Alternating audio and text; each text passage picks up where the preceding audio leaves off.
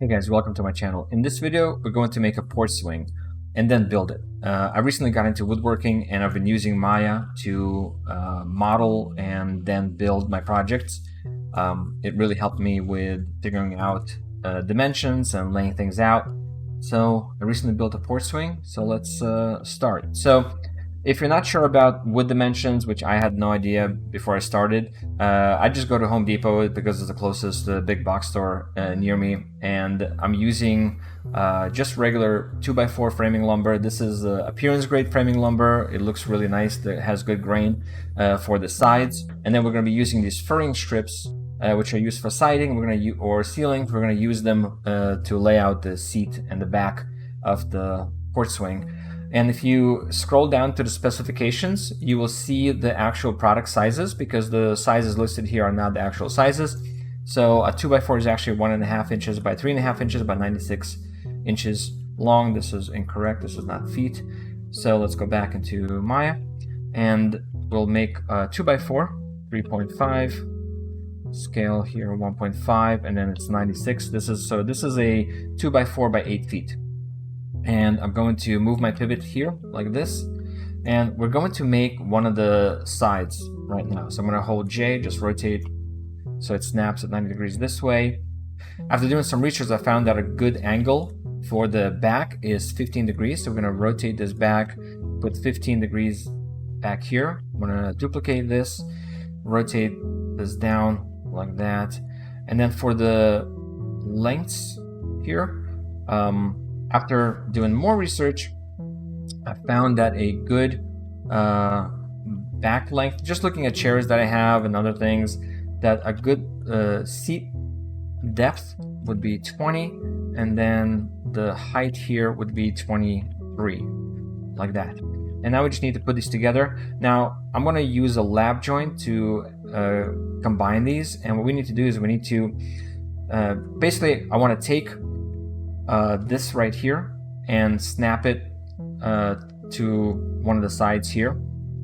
So the way I'm going to do this is, first I'm going to duplicate this piece of wood, because a lot of times for me it's difficult to measure things out. So instead I like to use some of the Maya tools for cutting and putting things together.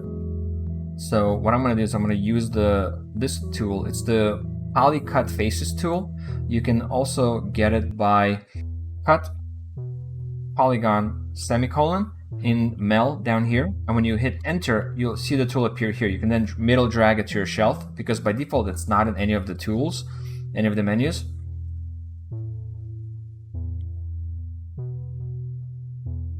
Like that. So what's going to happen is it's going to get a little soft because the edges are softened. So if you go to modeling, mesh display, harden edge, you got a nice hard edges here. And then if I hold G and V, I can snap my pivot there, and then I can snap this down here. And then this guy, I can snap it right there, so I can use that as my reference. Okay. And the reason I want that for reference is because when I cut it, my size here changed. So I want to be able to adjust that size. Like I want to be able to snap this to the back here, and that's my 23 inches. And then this one I'm going to duplicate here and snap it here, and that's going to be my 20 inches.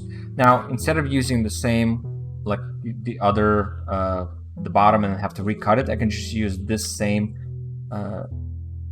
piece of lumber that we just made, this cube. I'm going to rotate it this way and then that way. I was holding J while doing it, and you can see now the angle is lined up, right? And I can then snap it here just using V to snap. Get rid of this grid so it's easier to see. And then the length here, if we match, I'm selecting these vertices, holding V, clicking this direction, snapping here. And then this one, if I set this to object, I can hold V and snap here like that. And now the back is, this is 20 inches, this is 23, and then we have these objects here. You can hide this. Now we need to make the lap joint. So I'm going to take and use the multi-cut tool, right? Set this to multiple edges, set this to 1, and turn on autocomplete. And then just put a line down the middle here, and then line down the middle there as well. Like that. And then we can add a edge loop, another one. This one we set to equal distance from edge, and just pull one here, and then select this one, and then pull one there. It doesn't have to match because we're going to be matching this this way. I'm going to set this, I'm going to use my tool now to world space. So you hold Control Shift right click instead of object, set it to world, and then make sure that keep spacing is on. So Control right click and keep spacing should be checked. I can now select the Y direction, hold V, snap it this way, right? Just middle drag down, hold V again, grab the Z direction and snap it here. I can then select this edge, move the pivot right down there, and then hold V, snap it here.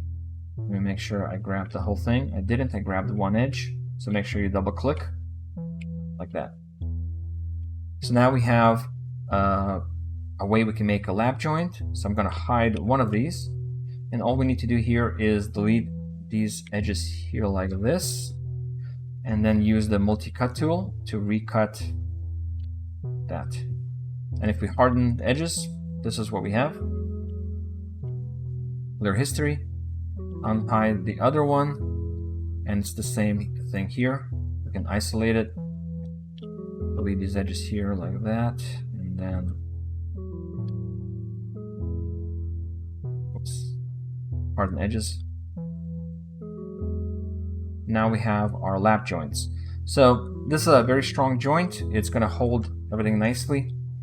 Now we need to make it look smooth, because this is not, I didn't like the way a lot of the benches were like very boxy like this. So we're going to use a curve, and I'm going to go into my curves here. I'm going to use the EP curve tool. We can use one curve just to make one shape, and then we can reuse it. Now, if you want, it's easier to smooth out this curve if all of our points here are equal distant,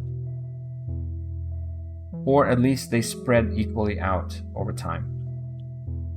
I'm holding V here, snapping there, and then I can try to smooth this out. Okay, I'm going to take this curve, hold D and V, and snap the point right there. I can then rotate this curve, duplicate it first, rotate it in this direction, just 180 in Y, and then we're going to rotate it 75 degrees this way. Now we can scale it until it reaches the end there. Now if we select both curves and press F9, and then right here you can see there's a this little vertex that comes up. You can click it.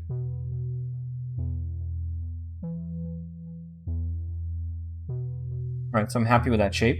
So now what we need to do is turn this block into this shape. And the way we can do this is by adding some edge loops. I'm going to set this to multiple, add an edge loop here. Now there's different ways you can match this, but for me the easiest is just to manually move them.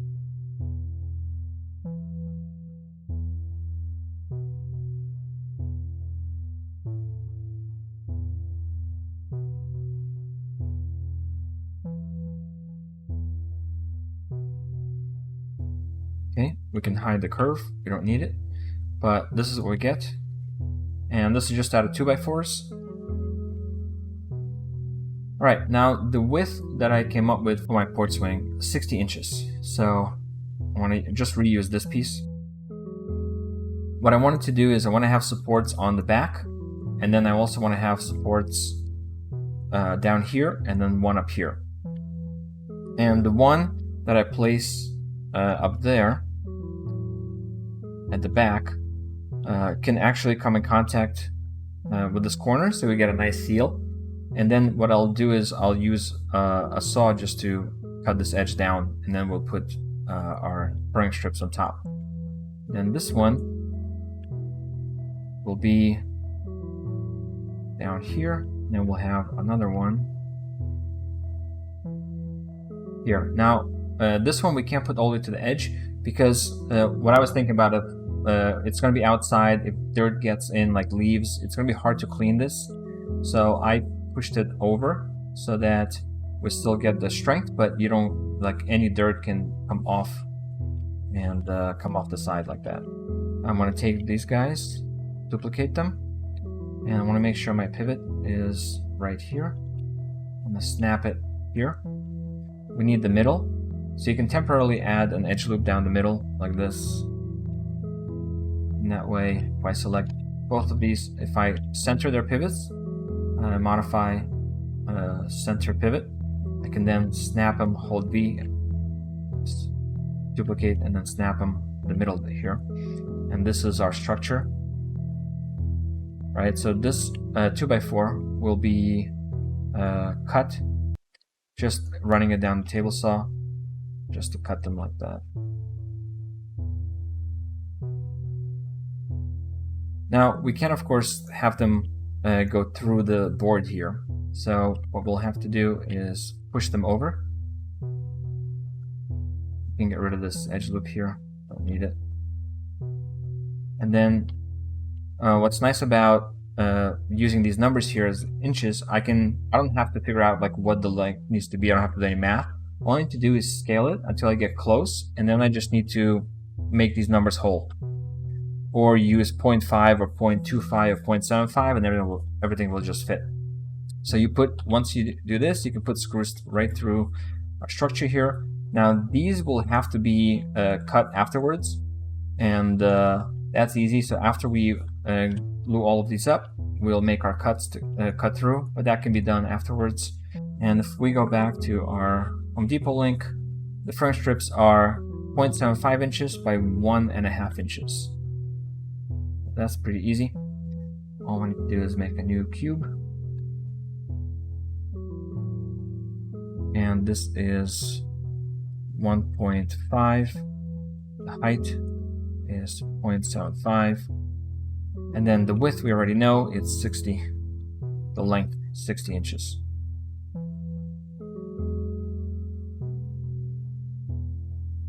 Then we can start laying these out. So we're going to have a nice straight one here.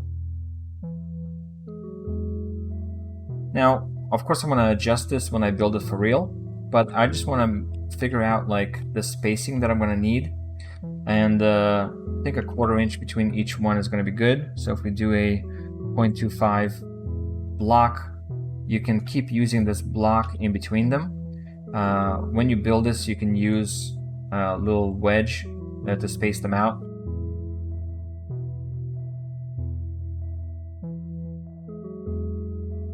So you may need to cut the last one to size. So if we make it 1 inch, this one actually fits nicely. And because it's on top of the 2x4 that's here, it's not going to flex or bend too much, so that's fine. I can move the pivots all here, snap them there. And this is our design. So we have some structure here as well. We have this board here for support. This could be moved over wherever you'd like. And let's make the arms.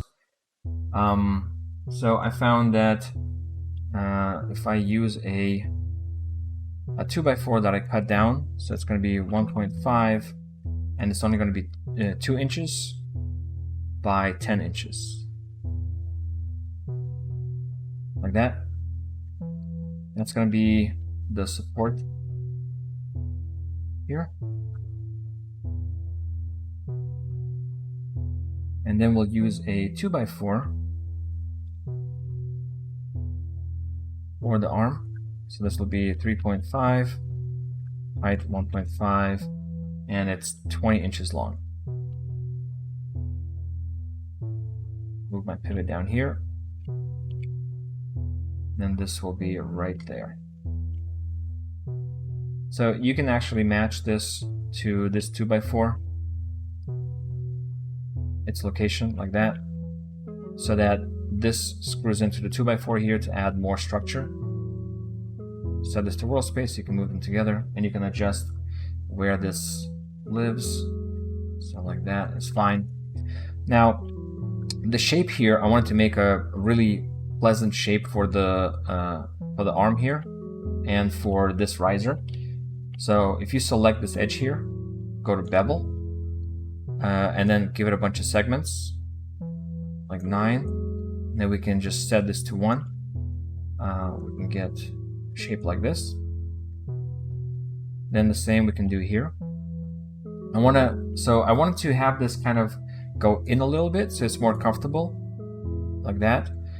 And if we do, but not too much, so like a good, I think, size would be 0.5 inches.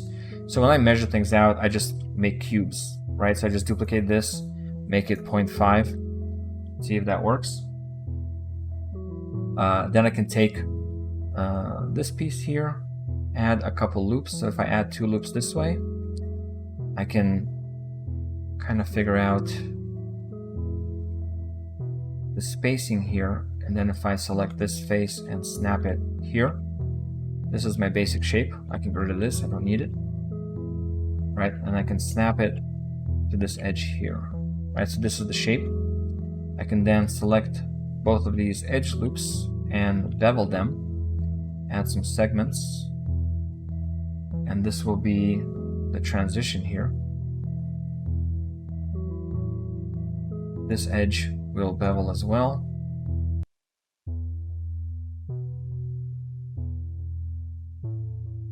And we round off the front here. Select both of these, bevel, some segments, set this to 1, and add an odd number of segments like that. And then this transition here we can move over, so anywhere you'd like. I think something like this. Basically, you're sitting here, you put your arm over there.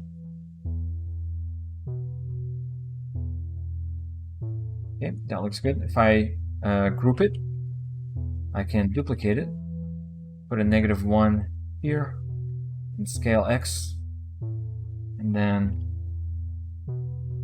add a pivot, move my pivot here, and then snap this over there. And that's our final porch swing. We can start counting how many furring strips we need. 23 furring strips, but I found that a lot of them have really bad knots, so you can buy more. So when I built mine, I bought 30. So let's go to our cart list. The furring strips, we need 30. And let's count the 2x4s that we'll need. And the way I like to count the 2x4s is I select all of the geometry that I use for the 2x4s. Okay. I duplicate it, I group it, and then I move it over. And then if I go into the rotations, just set them all to 0, so it resets all the rotations like this. And then we need to organize them. Now, I know that the lumber I'm going to buy is going to be 8 feet long, so if I duplicate one of them and make it 96 inches, this is my guide for my 2x4s.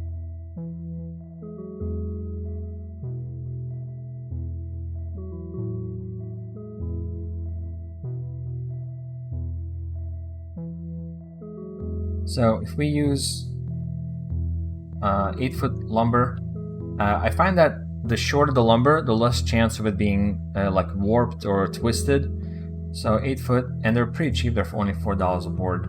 We'll need 1, 2, 3, 4, 5 boards, and we'll have a bunch left over. So if you have extra boards, that's fine. So we'll need 5 of these. So our total that we'll need to purchase is about $100 worth of materials, and we need about 30 furring strips. Sometimes you can get them cheaper than this because they, when I bought them last time, they came in a bundle of 15 for less than that. So sometimes you can get them cheaper. you have to check this individual store.